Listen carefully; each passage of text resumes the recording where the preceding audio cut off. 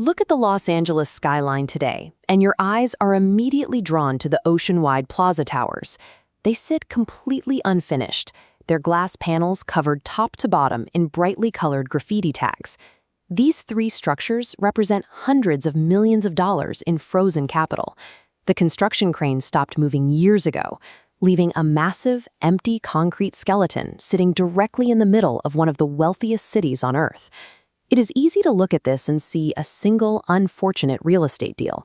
But these towers are actually a physical manifestation of a much wider flaw in how modern urban design operates. We plan our cities in rigid, isolated silos. We place housing in one sector, we grow our food hundreds of miles away in another, and we isolate education inside entirely separate institutions. None of these systems are built to interact with or support one another. Because these critical functions are fragmented, they easily fail the people who need them most. We end up with massive, empty infrastructure left to rot, while thousands of people living right on the street below go unhoused and unfed. Where most people see a ruined project, engineer and designer Carlos R. Villamar sees a multi-million-dollar framework waiting to be used. His thesis is built around what he calls a living system. A living system is an environment where the output or waste of one human need, like water filtration or energy production, directly fuels the solution for another. Instead of trying to fix housing, food, and education independently, his approach is to physically weave them together into a single interlocking structure. The engineering question driving this project is simple. What if we stop managing the symptoms of scarcity and instead design a physical space where scarcity cannot exist? This proposal transforms a stalled development into a functional prototype for an integrated urban habitat. If you walk into the ground floor of this proposed structure, you won't find a traditional lobby. Instead, you enter an active aquaponic food production center, where dining tables sit right next to massive glass tanks filled with fish and growing plants.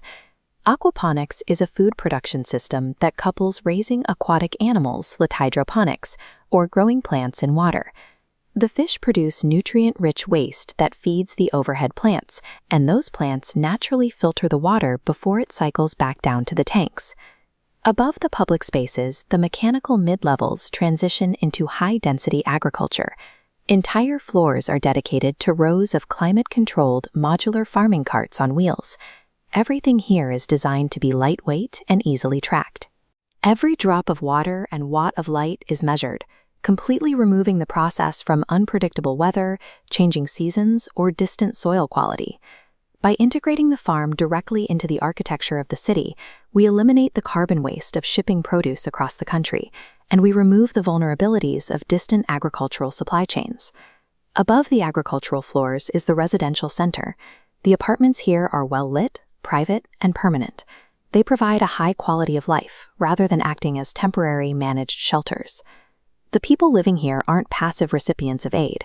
They actively operate the farming systems directly below their homes, generating real, tangible wealth that keeps the building functioning. At the very peak of the towers, the system incorporates makerspaces for education. The curriculum here is focused on STEAM. STEAM stands for Science, Technology, Engineering, Arts, and Mathematics, which is an integrated approach to learning. These students aren't reading about these subjects in abstract textbooks. They learn physics, biology, and math by observing and tracking the exact life support systems that are keeping their own building alive. By placing marginalized people and students inside the machinery of their own survival, the building yields crops, provides private shelter, and produces empowered, highly capable builders. This cross-section diagram shows how food systems, housing, education, and innovation interlock. Following the downward loop, innovation labs test growing methods, increasing agricultural yield for residents. Moving upward, residents manage the infrastructure, sending daily data back as real-world curriculum for the education labs. This creates what is known as continuous optimization.